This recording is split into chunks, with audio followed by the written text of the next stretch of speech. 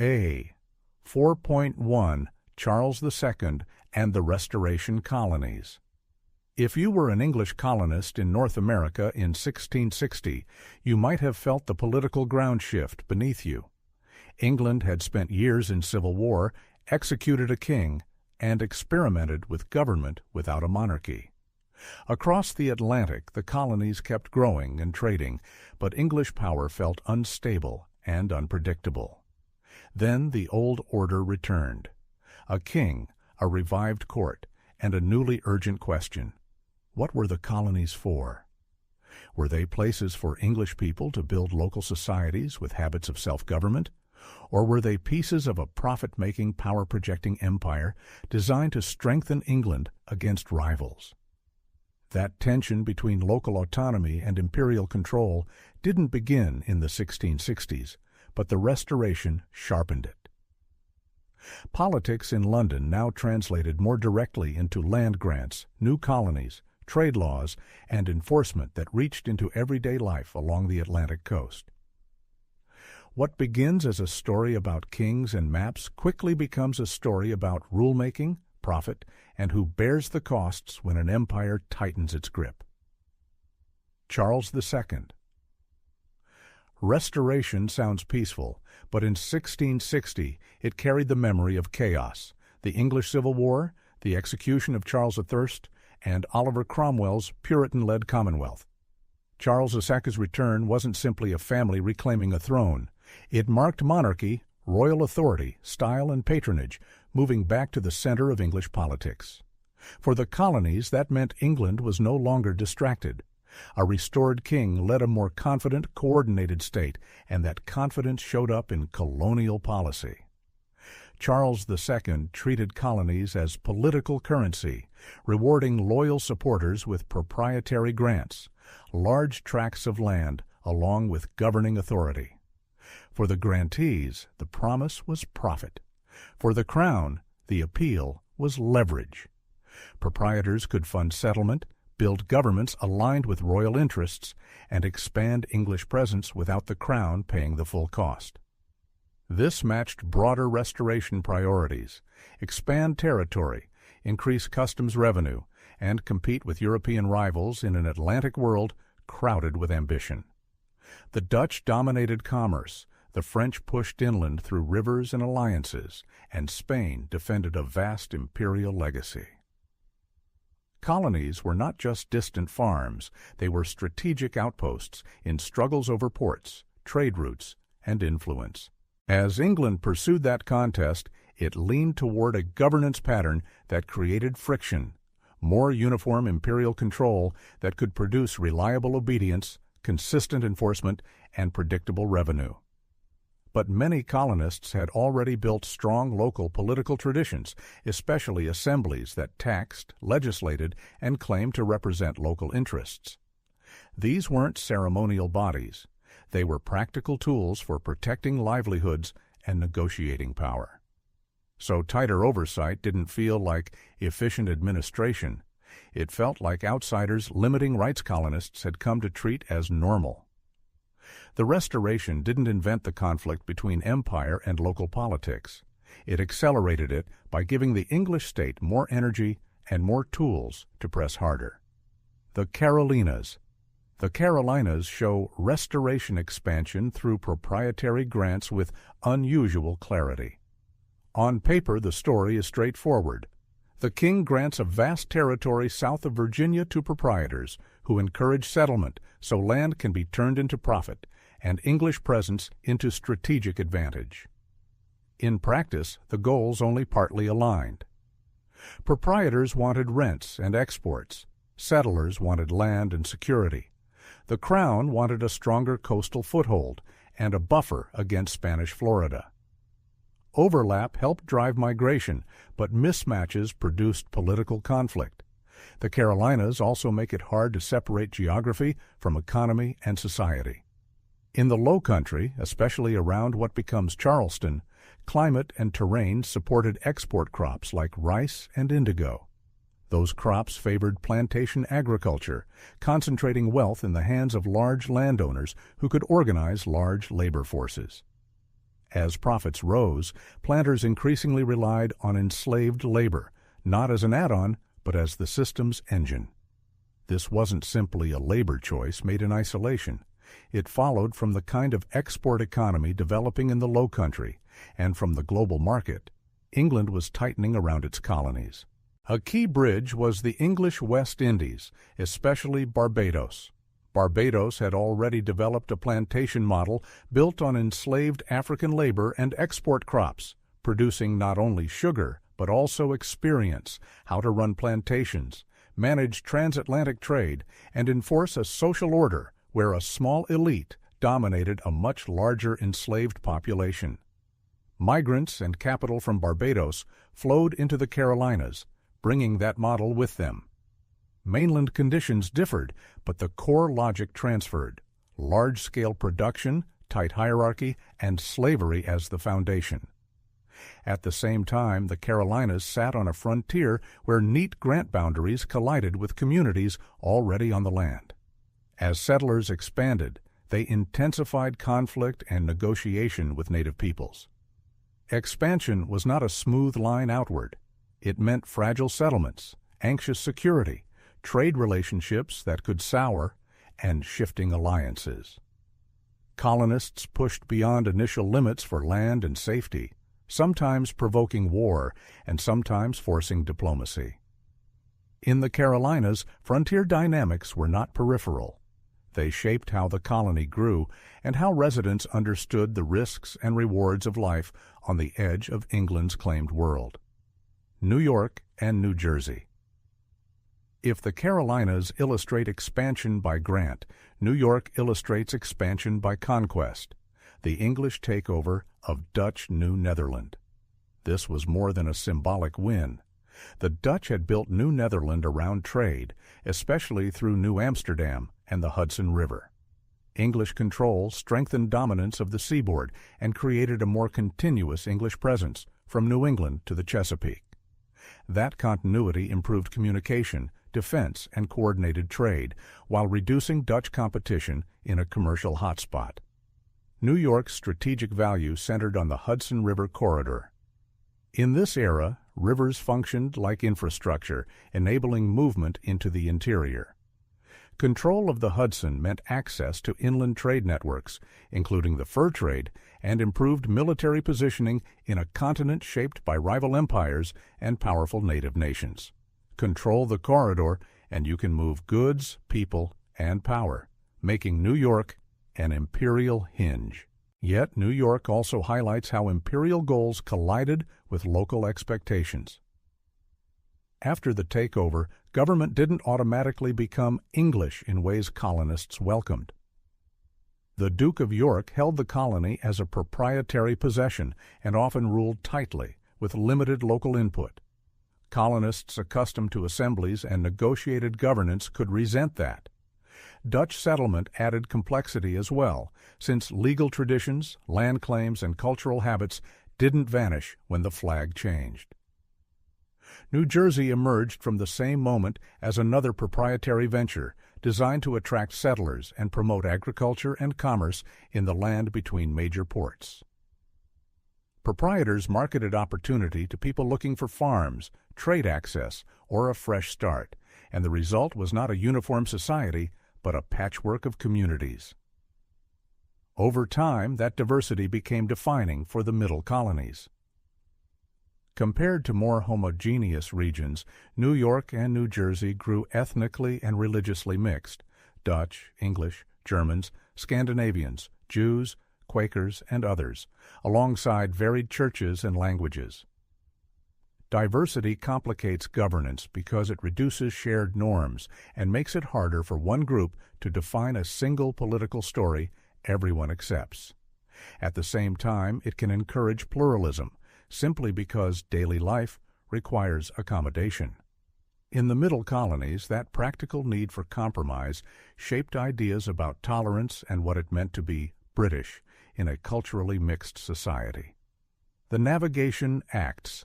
As England expanded, founding new colonies, conquering others, and handing out proprietary grants, the restoration question became unavoidable.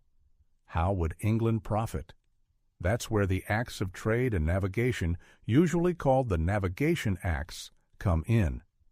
They reflected mercantilism, which treated trade as competition among empires. In mercantilist logic, wealth and power reinforce each other, so colonial trade should be structured to strengthen the home country's shipping, manufacturing, and tax base. Colonies mattered not only for what they produced, but because their production and consumption could be directed to benefit England. The Navigation Acts enforced this structure with rules about ships and routes. Certain goods had to move in English ships, supporting English shipbuilders, sailors, and merchants. The laws also created enumerated products, specified colonial goods that could be shipped only to England or through English ports, where they could be taxed and regulated. A tobacco planter or sugar producer might find that even if Dutch buyers offered better prices, the law steered trade into English channels. The design was clear. Colonial production should feed English profit. From England's perspective, these rules served strategic goals. Customs revenue helped fund the state and wars. A strong merchant marine strengthened naval power. English control of trade could undercut rivals and keep economic momentum inside the empire. From the colonists' perspective, the same system often felt like restriction. Higher costs from required English shipping or middlemen, fewer markets, and less bargaining power. Even colonists who accepted membership in the empire could resent rules designed primarily for someone else's benefit. Smuggling followed naturally. When legal trade becomes less profitable than illegal trade, merchants respond, especially along coasts where access to non-English buyers was easy. Many communities tolerated smuggling, particularly when enforcement was uneven, and enforcement often was uneven given the vast distances, limited officials, and local relationships that blunted imperial rules. Even so, the Navigation Acts created lasting tension. Each time England tried to enforce them more seriously, colonists faced a larger issue inside what might look like a customs dispute.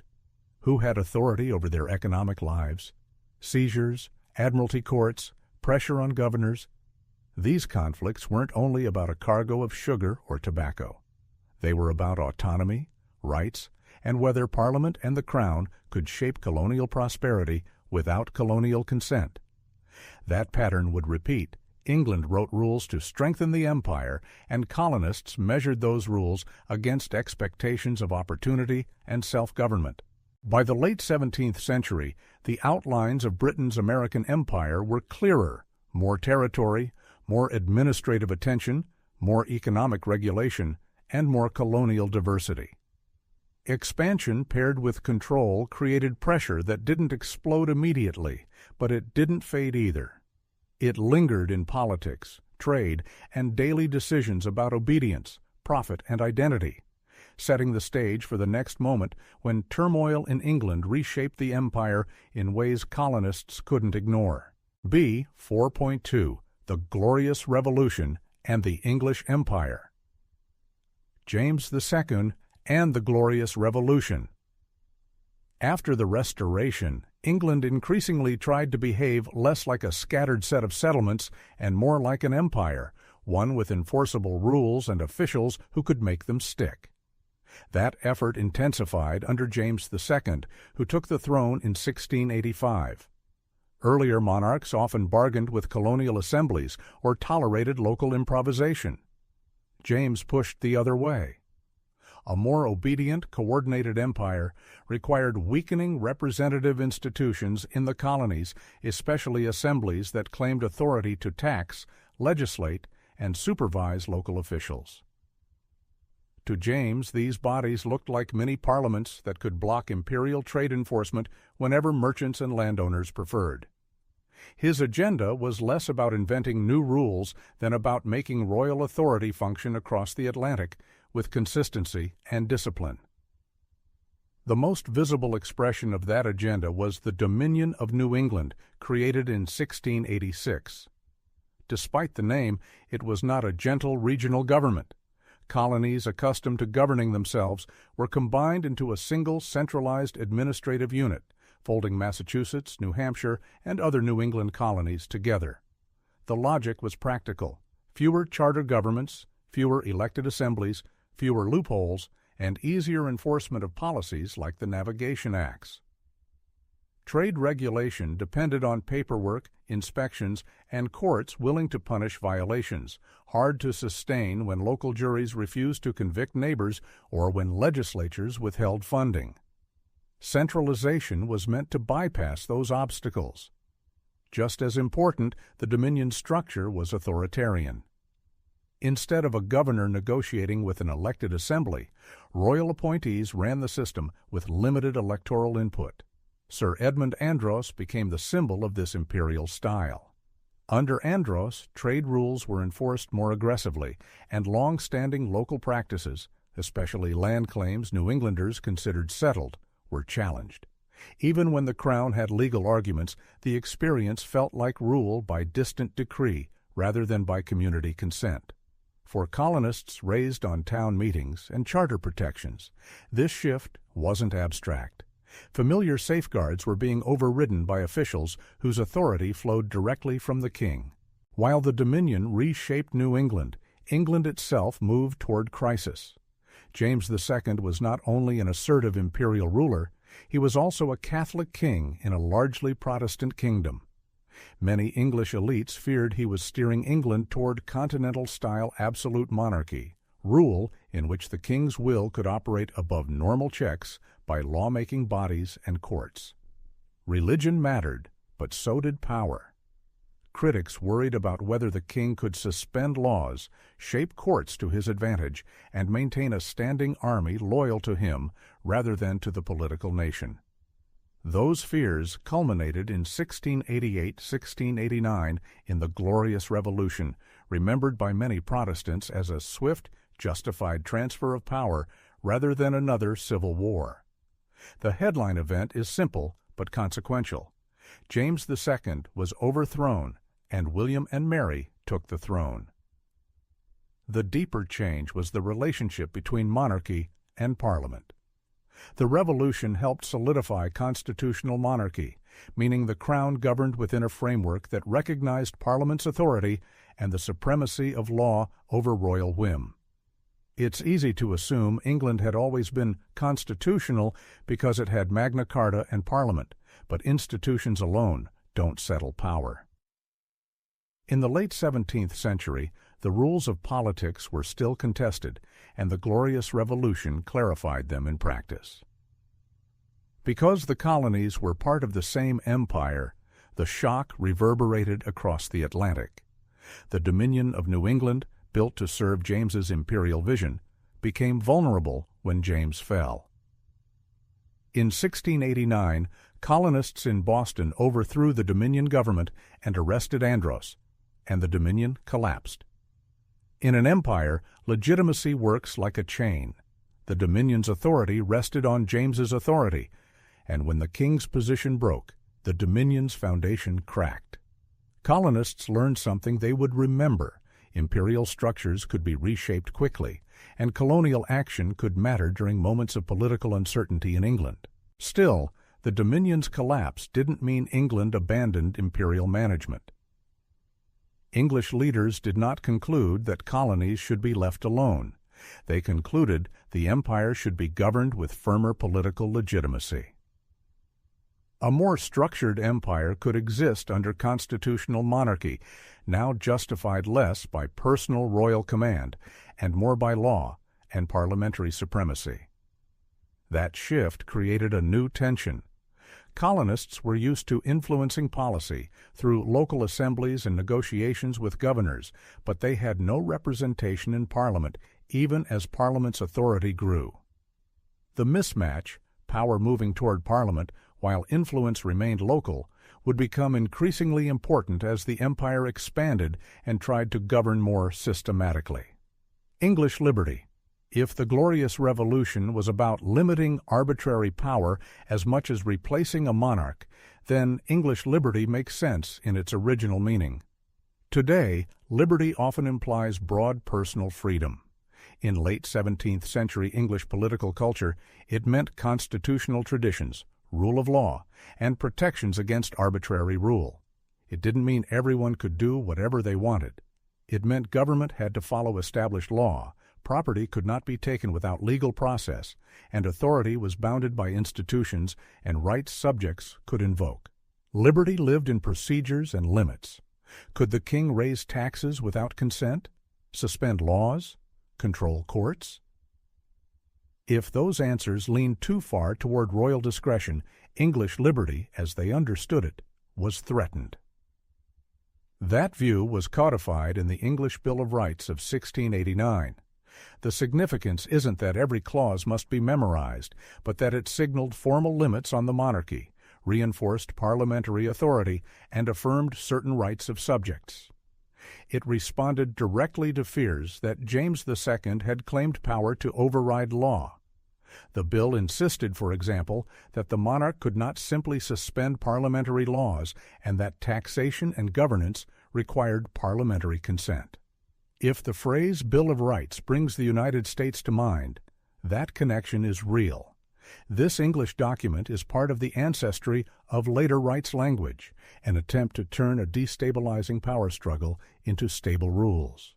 For American history, the key is how colonists interpreted this settlement as applying to them. Many did not yet think of themselves primarily as Americans. They saw themselves as English subjects living in overseas dominions, and that identity carried a claim. Englishmen in Boston or Virginia were entitled to the rights of Englishmen. This mattered because it provided a powerful vocabulary for opposition. If a governor dissolved an assembly, imposed taxes without local consent, or enforced laws in arbitrary ways, colonists could argue they were defending English liberty, not rebelling. They could insist they wanted the same constitutional protections celebrated in England. That interpretation shaped colonial political habits.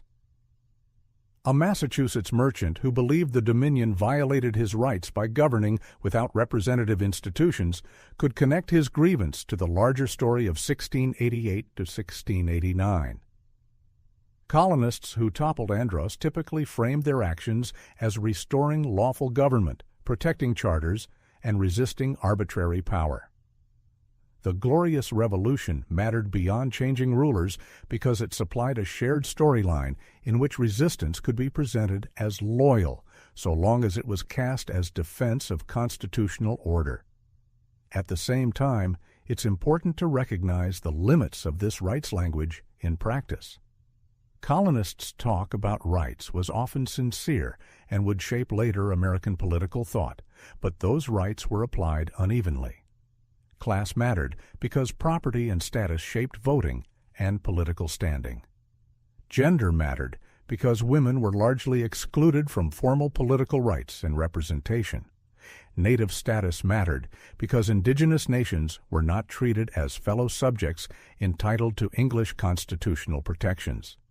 They were treated as outsiders, obstacles, or diplomatic rivals depending on circumstance, and colonial expansion often came at their expense.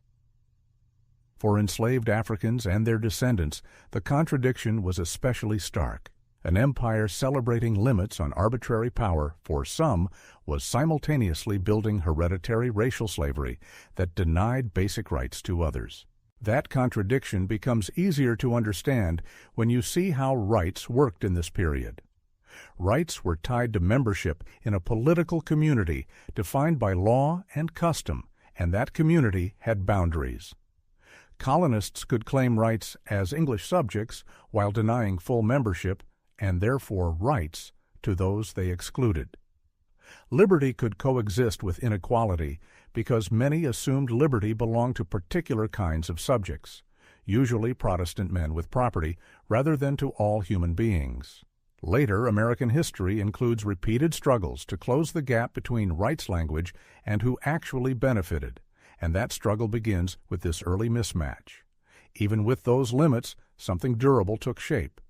The empire grew more structured, but colonists also gained a sharper political vocabulary, representation, rule of law, and constraints on power that connected local disputes to English constitutionalism. This is why the Glorious Revolution wasn't merely a British event with colonial side effects. It was a moment when imperial power and colonial political identity reshaped each other, producing an empire that demanded more obedience while facing more sophisticated rights-based arguments from the people it governed. C. 4.3. An Empire of Slavery and the Consumer Revolution, Slavery and the Stono Rebellion. As the British Empire grew wealthier after the late 1600s, that wealth in British North America wasn't simply more trade. Much of it rested on a specific labor system, and it helps to separate two forms of unfree labor that are easy to blur: indentured servitude and chattel slavery. Indentured servitude was time-limited, often 4, 5, or 7 years, and then, at least in theory, freedom followed, and children were not automatically bound.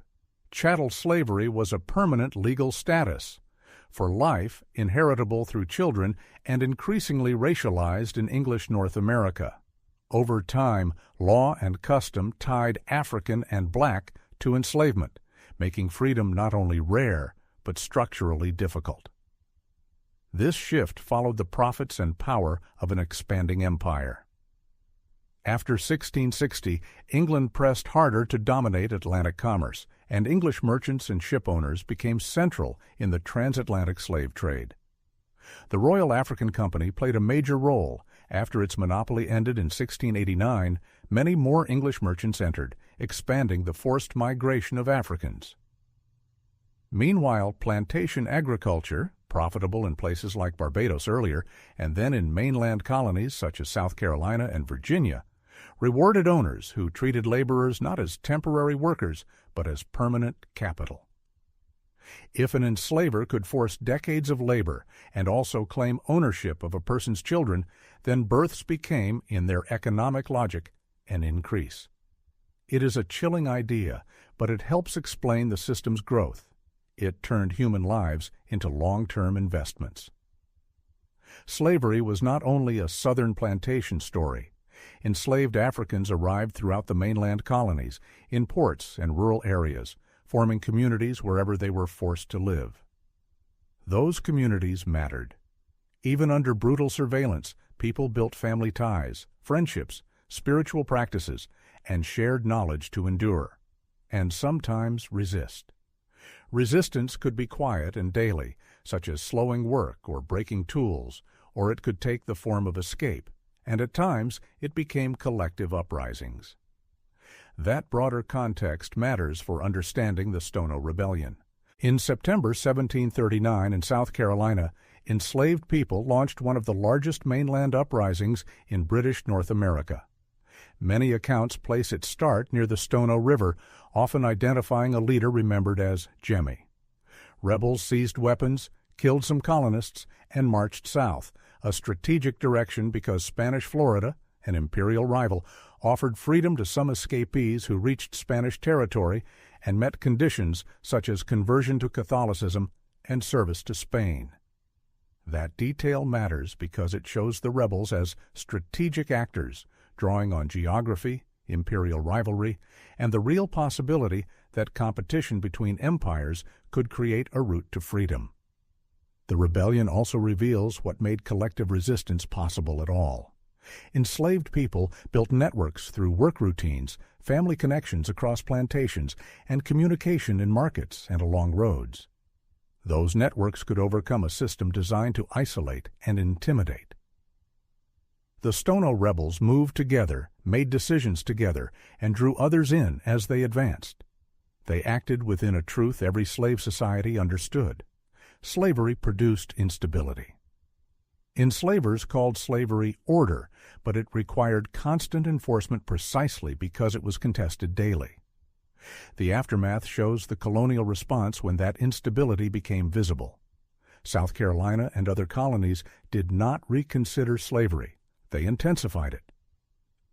In 1740, South Carolina passed a sweeping slave code often called an Act for the Better Ordering and Governing of Negroes and Other Slaves. The direction is unmistakable: harsher restrictions, more surveillance, and tighter limits on movement, assembly, and education. If rebellion depended on meeting, traveling, sharing news, and organizing, then lawmakers tried to shrink those possibilities. The tragedy, and the evidence of agency, is that colonists were not afraid of passive victims. They were afraid of people who observed, learned, planned, and acted. The New York Conspiracy Trials of 1741. If Stono highlights tension in plantation country, New York City in 1741 shows how slavery shaped urban life and urban fear with equal intensity. New York was a busy port with a diverse population. Enslaved Africans lived and worked near free black people, poor white laborers, artisans, sailors, and wealthy merchants. Port life compressed groups into the same streets, docks, taverns, workshops, and households. That closeness created constant interaction, and it also fueled elite anxiety about maintaining order, property, and status. Crisis amplified that anxiety. In 1741, a series of fires swept New York City, 13 in a short period in many accounts, including one that badly damaged Fort George. Fires were common in wooden towns using open flames, but people interpret events through context. In a tense moment of war and imperial rivalry, and in a slave society, many white New Yorkers were ready to believe disaster had been planned by those at the bottom. Rumors spread that enslaved people were conspiring to burn the city and kill white inhabitants, and accusations soon expanded to include some poor whites. The result was the New York Conspiracy Trials of 1741, a clear example of fear-shaping legal outcomes. Authorities arrested large numbers of people, and interrogations produced testimony that was often coerced, inconsistent, or shaped by survival incentives, especially when accused people were offered mercy for naming others, or when witnesses were pressured by interrogators who already knew the story. The claims snowballed into an official narrative. Trials moved quickly, punishments were severe, and executions and expulsions followed, including the deaths of many enslaved people. The courts functioned not only as instruments of justice, but also as tools of social control meant to reassert order through force. Doing history here means holding two ideas at once. It is possible some individuals planned arson or revolt.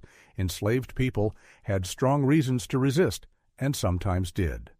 But the surviving record was produced during a panic, and panic distorts. The trials show how rumor can become fact when it matches elite fear, and they show how race and class interacted. Enslaved people were treated as a permanent suspect group, while poor whites could also be swept in because elites feared cross-class alliances among the laboring population.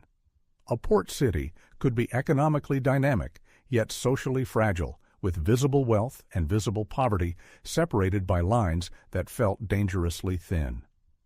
The pattern linking Stono and New York is hard to miss. In both cases, authorities responded not by easing oppression, but by reinforcing it, because colonial stability depended on keeping a large laboring population, enslaved and free, fragmented, watched, and politically powerless. That pattern becomes even clearer when slavery is placed alongside another engine of imperial change, the Consumer Revolution. Colonial gentry and the Consumer Revolution. By the early 1700s, British North America was embedded in an Atlantic world that moved not just people and crops, but goods, cloth, tea sets, books, furniture, metal tools, and fashionable clothing. Historians call the surge in availability and purchasing the Consumer Revolution.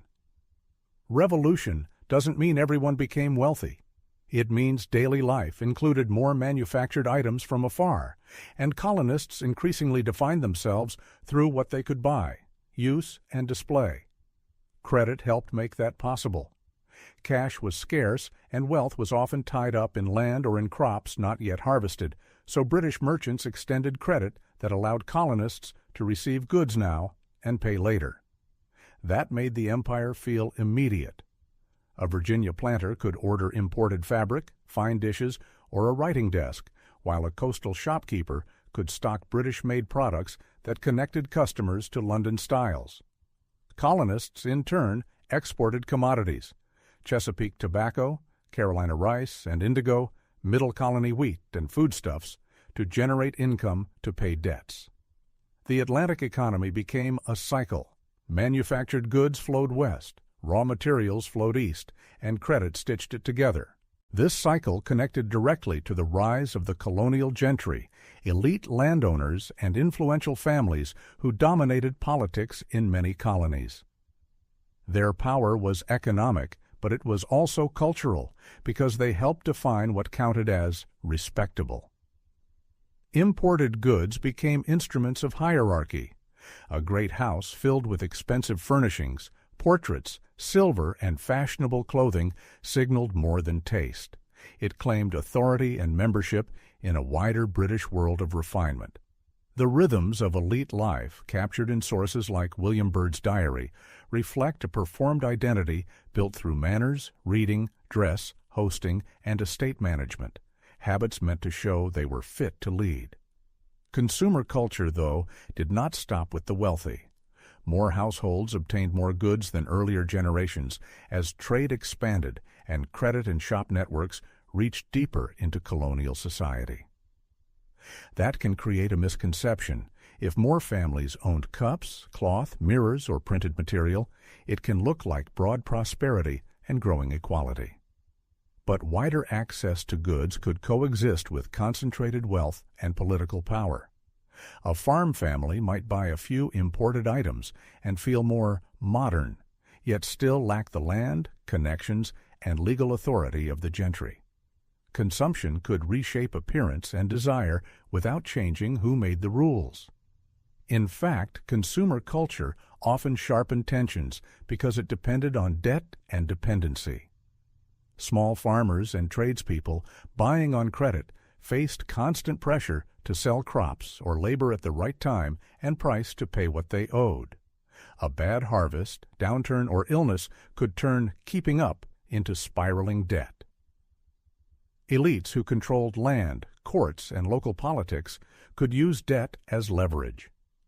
So the same system that delivered British goods also bound colonists more tightly to British merchants and imperial trade rules, making the empire a daily economic reality rather than a distant government. Taken together, slavery and the Consumer Revolution weren't separate stories running side by side. They reinforced each other. Plantation commodities helped pay for imported goods, and enslaved labor made those commodities profitable at the empire's scale. The gentry's displays of refinement often rested on wealth produced through coercion, directly through enslaved labor, or indirectly through a slave-based Atlantic economy. And events like Stono in New York in 1741 make more sense in a world where elites had so much to lose. Property, labor control, and a hierarchy enforced not only by law and violence, but also by purchased symbols of status. That mix of prosperity and instability is a defining tension of this period. The empire looked stronger than ever in trade networks and colonial markets. Yet within the colonies, the social order could be fragile. Fear could spread quickly, and authorities repeatedly answered unrest by tightening control rather than addressing injustice. Against that backdrop, cultural movements began challenging assumptions about authority, human nature, and the right to rule, even as the empire's economic foundations remained deeply unequal. D 4.4 Great Awakening and Enlightenment. The First Great Awakening. By the early 1700s, British North America was more connected and crowded, and in many places, quietly spiritually routine. Churches still anchored community life, but for many colonists, religion increasingly felt managed by respectable men in pulpits and meeting-house committees. The First Great Awakening arose in the 1730s and 1740s as a wave of Protestant revivals that made religion feel immediate and public, giving many people the sense of a recognizable personal turning point happening now. It became an intercolonial movement because it didn't stay inside one town, congregation, or colony. Preachers and ideas traveled the same roads and shipping routes as trade, and colonists began to picture themselves as sharing a larger common experience. At the movement's core was a specific definition of real religion, personal conversion, often described as a new birth. Revivalists rejected the idea that faith was mainly inherited identity, your family's church, your town's routine, your region's customs, and insisted each person needed an inner moment of recognition and change. For people with little social status, that could feel liberating because spiritual worth wasn't determined by rank. For those invested in church order and educated clergy as guardians of truth, it could feel threatening. It was threatening partly because revival energy quickly became an argument about authority. Traditional ministers operated within stable congregations defended by credentials and training that marked them as proper interpreters of Scripture.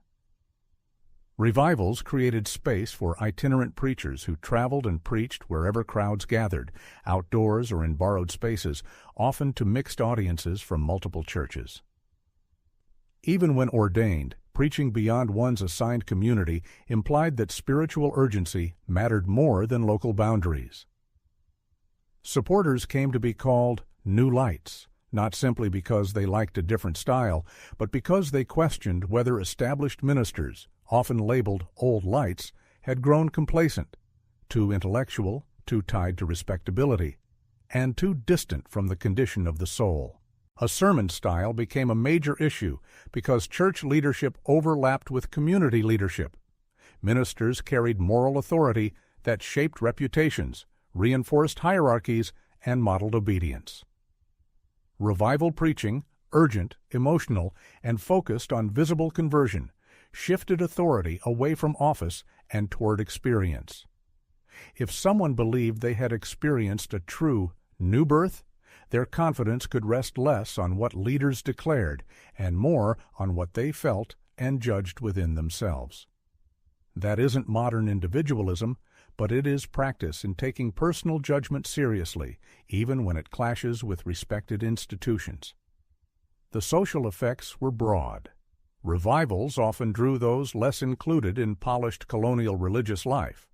Poorer farmers, laborers, young people, and sometimes women, who in revival settings could speak publicly about spiritual experience in ways ordinary civic life rarely allowed. The message wasn't that the poor were automatically right, but that sincerity wasn't reserved for the educated or well-connected. This openness built new communities around shared conversion and moral urgency, while also creating new divisions. Families argued over whether revival preaching was authentic or manipulative. Congregations split between those energized by revival and those alarmed by disorder. Towns sorted into new light and old light camps, and religious labels became social identities. The Great Awakening wasn't a political movement in the direct sense. Revivalists weren't organizing around taxes or laws. But it trained habits that later mattered in politics: listening critically, evaluating messages for yourself, watching traveling preachers confront comfortable leaders, and hearing ordinary people claim that inward conviction outranks outward rank. Experiences like that made questioning authority feel less shocking. Revival language about corruption, sincerity, hypocrisy, and the tyranny of custom also became everyday ways to judge leadership. Decades later, arguments about parliament, governors, and imperial power would draw on philosophy and economics, but they would also draw on this cultural memory that authority could be challenged and that personal judgment could carry weight. The Enlightenment. Alongside the revivals ran a different, equally disruptive current: Enlightenment thinking. Where the awakening emphasized the heart, the Enlightenment emphasized the mind, reason disciplined by observation, and the belief that the world operates through discoverable laws. In British North America, Enlightenment ideas often appeared less as abstract philosophy and more as a practical attitude: skepticism toward inherited authority simply because it was inherited, curiosity about how nature works, and confidence that society could be improved through knowledge and reform. Its assumptions were simple but powerful. Reason mattered because it tested claims instead of accepting them based on tradition or status. Natural laws mattered because they suggested the universe was ordered, not a patchwork of mysteries. Empirical science mattered because observation and experiment offered a reliable path to truth. And once that method makes sense in nature, it becomes tempting to apply it to society.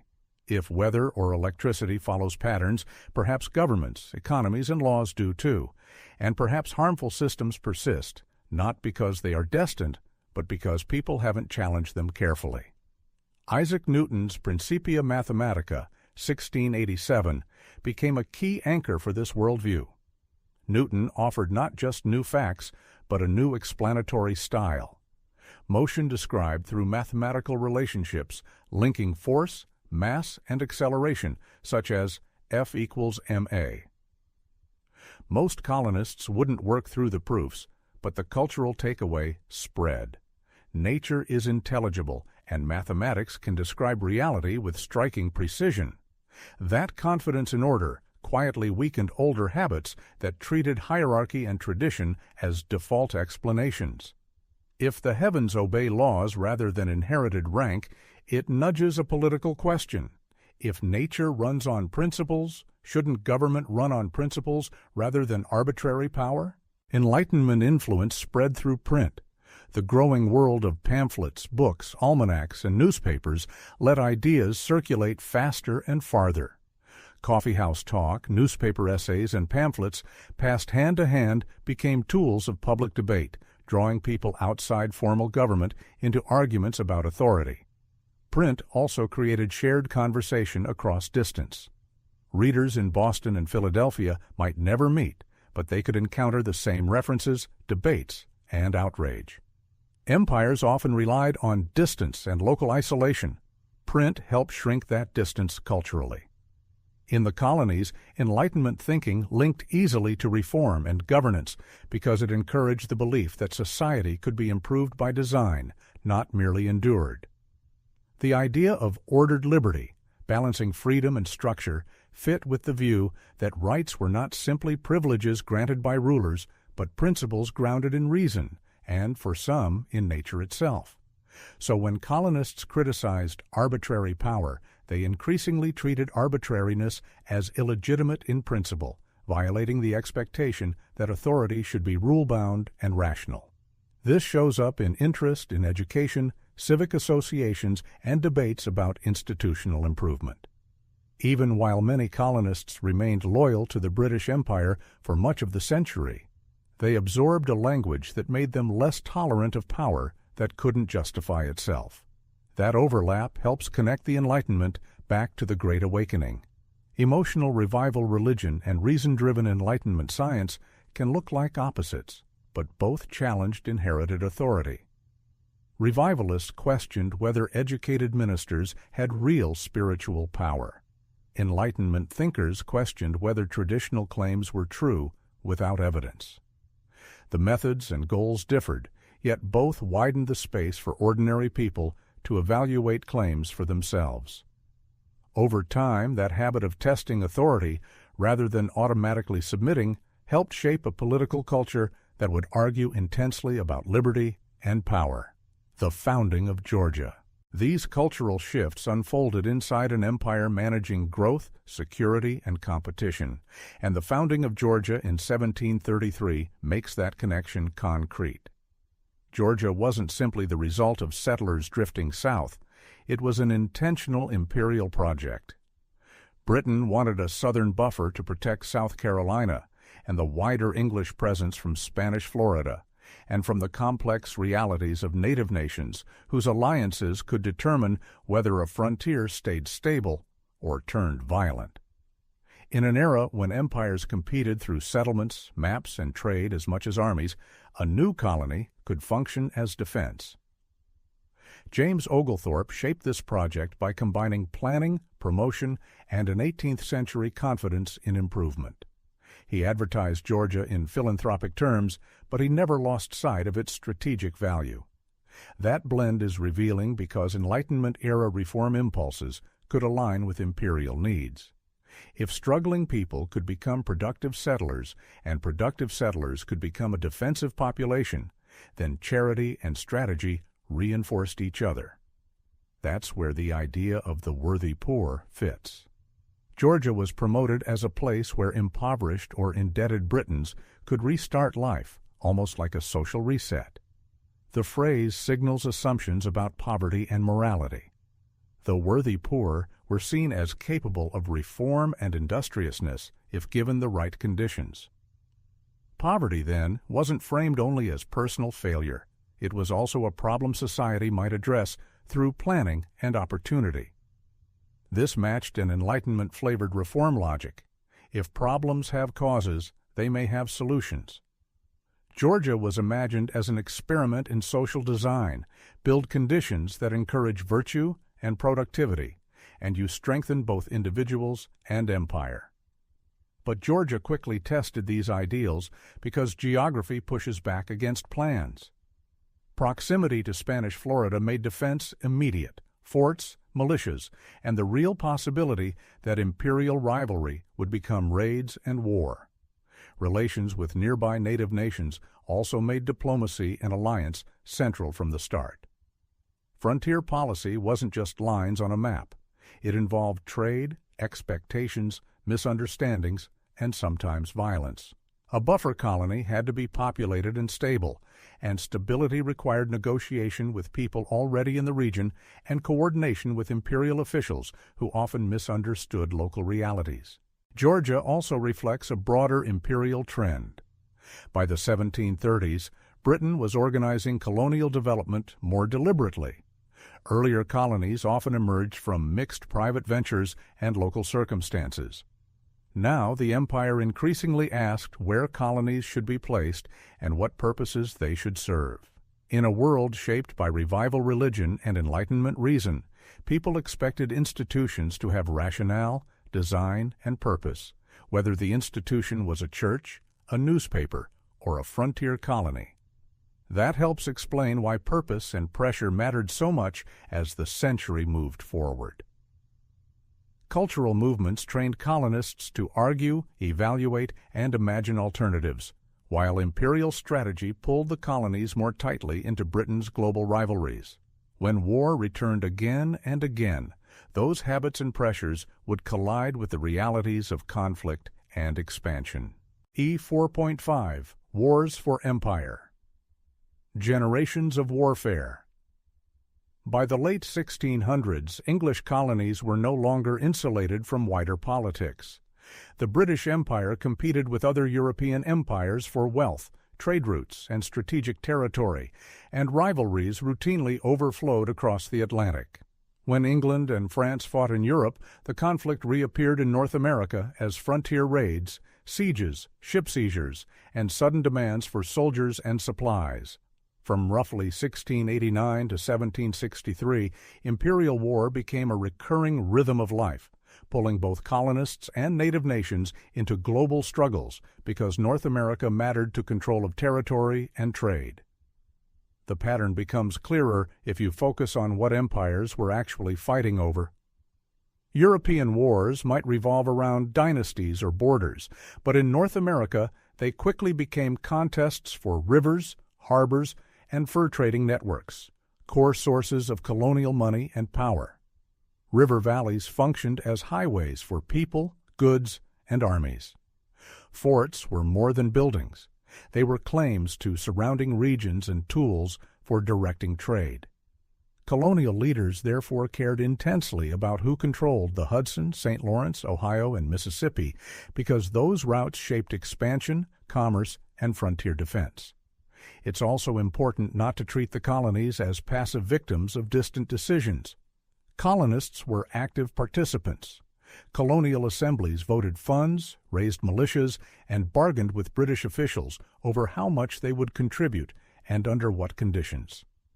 Merchants profited by supplying armies and privateering against enemy ships, so war could be catastrophe for a frontier farm family and opportunity for a coastal trader. The broader economy shifted as demand rose for food, horses, ships, rum, and uniforms, even as enemy navies disrupted Atlantic commerce. War didn't only redraw maps, it expanded government reach, pushed societies toward greater organization, and intensified arguments over who would pay and who would benefit. The older label French and Indian War also creates a common misunderstanding, as if indigenous peoples acted as a single bloc allied to France. Indigenous nations were strategic actors pursuing their own goals and managing European powers as rivals. Native leaders weighed which alliance best defended homelands, strengthened positions against native rivals, and improved trade leverage. The Iroquois Confederacy often tried to keep options open, using flexibility to gain diplomatic recognition and trade advantages rather than binding permanently to one partner. Other nations made different choices depending on geography and immediate pressures. If settlers threatened from one side, aligning with that side's enemy could be a rational attempt to slow encroachment. What Europeans interpreted as switching sides was often, from an indigenous perspective, survival and autonomy amid shifting power. Once you take native agency seriously, the wars look different. Indigenous nations were competing to preserve land and trade as European colonies expanded. Europeans tended to treat alliances as fixed commitments secured by treaties and royal authority. Indigenous diplomacy more often treated alliances as ongoing relationships maintained through respect, gift-giving, and mutual advantage. When Europeans failed to meet expectations, trade goods grew scarce, settlers crossed boundaries, violence went unpunished. Native leaders recalculated. That recalculation could mean renewed alliance, neutrality, or war, and those decisions often shaped local outcomes more than distant parliaments or palaces. This long cycle of conflict reshaped colonial development in quieter but lasting ways. Militarization became normal. Militia musters, frontier forts, emergency taxes, and wartime regulations made government a daily presence that could demand time, money, and obedience. Repeated defense needs trained colonists to think in terms of organized public action and collective sacrifice, while giving ambitious local leaders opportunities to prove themselves. War also influenced settlement patterns. Families might flee raids, return, and rebuild farther out, because land hunger and speculation didn't stop simply because the frontier was dangerous. Each war disrupted expansion temporarily, but the long-term trend was continued westward pressure, repeatedly colliding with native nations defending their territories. Financing war tightened the colonies' connection to imperial systems. British leaders learned that defending empire required coordination and money.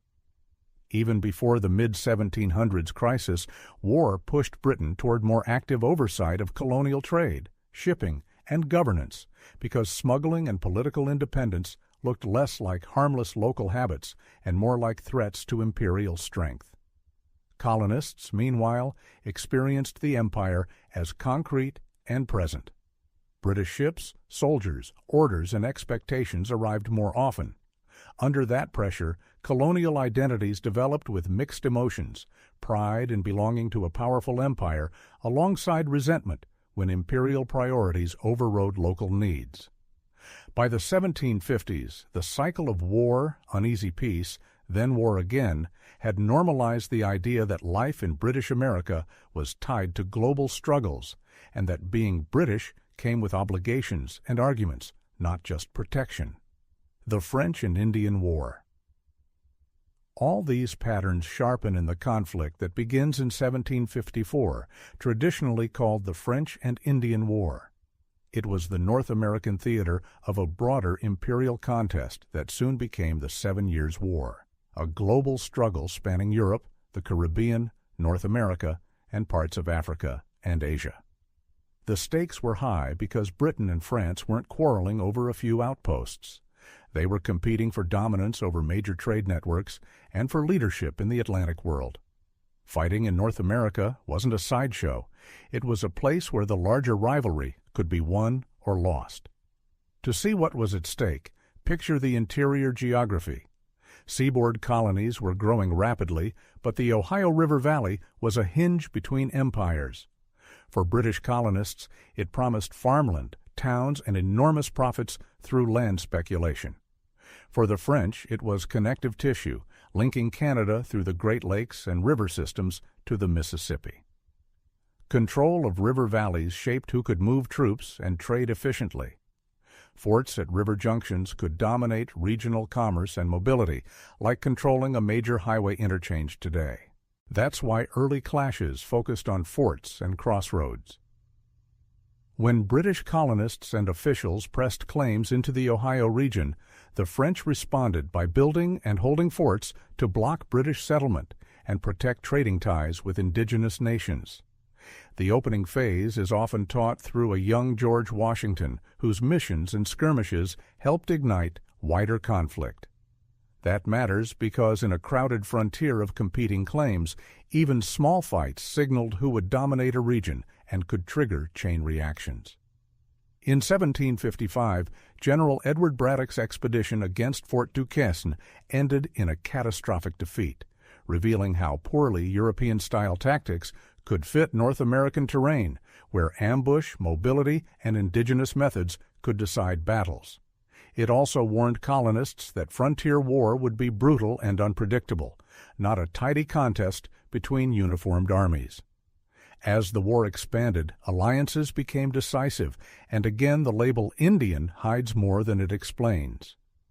Indigenous nations chose sides for their own reasons, usually tied to local security and long-term survival, rather than loyalty to a European crown. Some viewed the French as less immediately threatening because French influence in many regions relied more on trade than large-scale settler expansion. Others had long-standing British trade ties or saw advantages in Britain's rising power. Many tried to remain neutral, using distance or diplomacy to avoid being trapped between two dangerous empires. But violence made neutrality difficult. Raids, reprisals, and shifting territorial control forced choices that reshaped indigenous politics as well as colonial borders. By the early 1760s, Britain gained the upper hand, and the Treaty of Paris, 1763, formalized the outcome. France ceased to be a major mainland rival, ceding Canada and claims east of the Mississippi to Britain, while Spain, pulled into the broader war, lost Florida to Britain. On maps, Britain's claims suddenly stretched far beyond the original 13 colonies. Many colonists celebrated the victory as increased security and expanded opportunity, and contemporary imagery captured that confidence. Victory seemed to prove British power, and prosperity reinforced each other. Knowledge base, for. Victory, however, carried major financial and administrative costs. Britain fought an enormous, expensive war, and the debt remained after peace. In simple terms, if wartime spending is S and revenue is R, then the shortfall S minus R adds to debt, and that debt generates ongoing interest payments after the fighting ends. Britain emerged in 1763 as dominant in North America, but also with a larger bill and a larger territory to govern. Knowledge base, CH 5.1. That territory included native nations with their own political priorities and French-speaking Catholic populations, especially in Canada, that Britain now had to manage. Governing this new empire required more soldiers, forts, officials, and consistent policy, nudging Britain toward a more hands-on approach in the colonies. Here, imperial consequences became colonial political consequences. To British leaders, it seemed reasonable that colonies should help pay for the defense and administration of the expanded empire. Colonists had benefited from France's removal as a threat, and wartime cooperation showed the colonies could be mobilized. From London's view, stronger trade enforcement and new revenue measures looked like practical solutions to practical problems. Many colonists interpreted wartime cooperation differently. Colonial legislatures had raised troops, funded expeditions, and endured trade disruptions and frontier danger, often through local political processes of voting money and organizing recruitment. That strengthened habits of self-government and convinced colonial leaders they deserved a larger voice in decisions affecting them. If militias had fought and died to expand the empire, why shouldn't colonists claim the rewards, especially access to western lands that now appeared opened by victory? For farmers seeking land and investors holding western claims, peace suggested opportunity. For imperial administrators, rapid settlement threatened instability because it could trigger new wars with native nations, demand expensive defense, and destabilize newly acquired territories. So the war ended in a mix of confidence and tension. Britain was triumphant but burdened, trying to police and pay for a vast empire. Colonists saw themselves as loyal contributors, expecting respect, opportunity, and perhaps greater autonomy within the imperial system. Indigenous nations faced a world where France no longer balanced British power, and settlers often felt fewer restraints. European treaties ended war between empires, but they did not resolve the deeper struggle over land and authority in North America. That unresolved conflict would soon drive imperial policy and colonial reaction as Britain tried to turn victory into a stable, governable empire. F. Closing concepts. Closing concepts. Step back from the names and dates, Charles II restored, Parliament asserting authority, colonial assemblies pushing back, merchants tracking profits, enslaved people resisting, preachers warning about the soul, soldiers fighting far from London, and this era stops looking like separate stories. Between 1660 and 1763, Britain didn't just add colonies. It built a more integrated Atlantic empire linking politics, trade, law, and identity.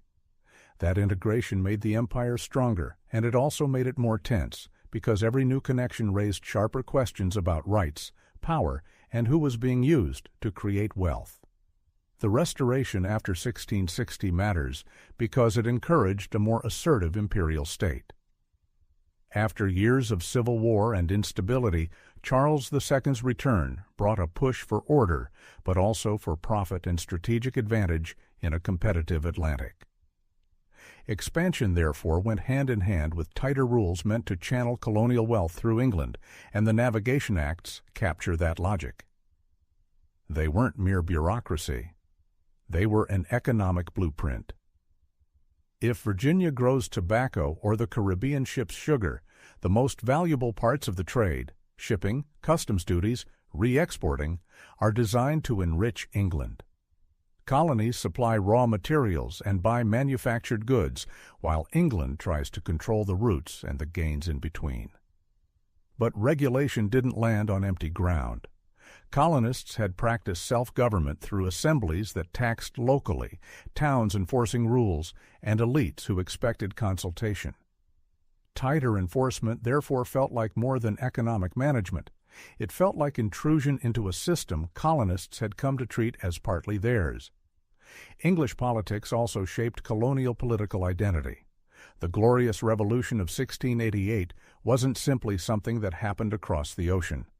When James II was removed and William and Mary accepted new expectations about Parliament and law, it reinforced constitutional principles across the Atlantic.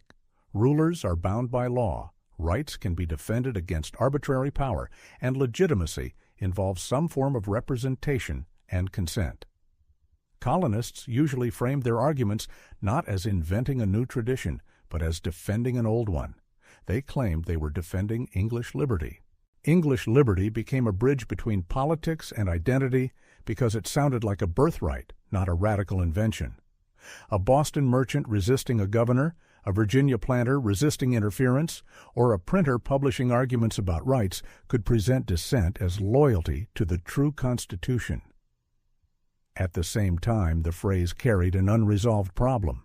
If colonists were English subjects entitled to English rights, what did it mean when Parliament insisted it could bind them without their direct representation? That tension simmered early because colonists defended assemblies, juries, and local control as the places where liberty became real. Empire, however, wasn't built only from charters and speeches. It was built on labor, often coerced, and after 1660, the British Empire became increasingly an empire of slavery. Plantation economies expanded, ports and colonies were tied into Atlantic commerce, and Barbados had already demonstrated both sugar's profits and its brutality. Wealth built on exploitation, with society organized around enslaved labor and constant fear of rebellion. That model shaped places like South Carolina, where rice and later indigo produced similar incentives. By the early 1700s, the British Atlantic economy ran on ships, credit, insurance, and markets, but it also depended on human beings treated as property. This is where the consumer revolution connects uncomfortably to slavery. As more households in Britain and the colonies bought imported sugar, drank sweetened tea, used mass-produced goods, and sought new clothing and household items, they weren't only expressing taste. They were participating in a system powered by plantations, shipping lanes, and expanding markets. Even ordinary items and records, paper, candles, beer, salt, government forms, show how the Atlantic economy reshaped expectations for middling and poor people, not just elites. As demand grew, so did pressure to keep the system profitable and stable, which often meant tighter control over the laborers who made it possible. Enslaved people, though, were never simply passive within that system. Resistance was constant, quiet at times, explosive at others. The Stono Rebellion in South Carolina in 1739 shows both enslaved courage and enslavers' fear. Africans organized, seized weapons, and moved purposefully in an attempt to break the system. The response, harsher slave codes, more surveillance, and laws meant to prevent movement and solidarity, shows how tightly colonial prosperity and colonial coercion were tied together. A similar pattern appeared in New York City in 1741, when fires triggered panic, accusations, and trials that punished enslaved people and some poor whites. Whether authorities uncovered a real conspiracy or magnified fear, the episode exposes a society constantly looking over its shoulder, worried that those at the bottom could overturn what those at the top had built. Challenges to authority also came from religious and intellectual movements that trained people to question hierarchy. The Great Awakening wasn't only emotional preaching, it promoted the idea that ordinary people could judge the state of their own souls without relying completely on established institutions. When George Whitefield drew crowds and demanded personal conversion, listeners practiced a habit that could extend beyond church. Authority could be criticized if it seemed spiritually dead or corrupt. The Enlightenment pushed in a parallel direction through reason, observation, and the belief that society could be studied and improved. In newspapers, pamphlets, and conversations among educated elites and ambitious tradespeople, confidence grew that tradition alone could not justify power. Combined with post-glorious revolution constitutional thinking, these influences helped create an increasingly argumentative political culture in which people expected reasons, principles, and limits, not simply commands. One way a society becomes ready to challenge an empire is by learning over decades how to explain why authority should be limited. Those pressures, economic, political, social, and intellectual, fed into the wars that decided control of North America. The French and Indian War, part of a wider global struggle between Britain and France, became the culminating imperial contest of this period. In North America, it was messy and local. Alliances with native nations, fights over forts and river valleys, terrifying frontier raids, and long supply lines through difficult terrain. But the stakes were enormous. Britain's victory and the Treaty of Paris in 1763 effectively removed French mainland power in North America. The map shifted dramatically. Britain appeared triumphant, and many colonists celebrated as the long French threat to western borders receded. Victory created new problems, and those problems point straight into what comes next. War was expensive, and Britain won with a massive bill. Britain also gained territory requiring administration and defense, reviving an old imperial question: who pays, who makes rules, and who benefits? From Britain's view, colonial contributions could seem reasonable, especially with troops stationed to defend frontiers. From many colonists' view, it could feel like a bait-and-switch. They had fought, supplied, and sacrificed, yet now were treated less like partners in a shared British world and more like revenue sources to be managed. That's why these years don't merely lead up to later conflict. They build the logic that makes later conflict intense and personal. Restoration, expansion, and enforcement showed colonists the empire could tighten rules, especially through trade regulation like the Navigation Acts. The Glorious Revolution strengthened constitutional rights language, and colonists learned to claim those rights as their own warning.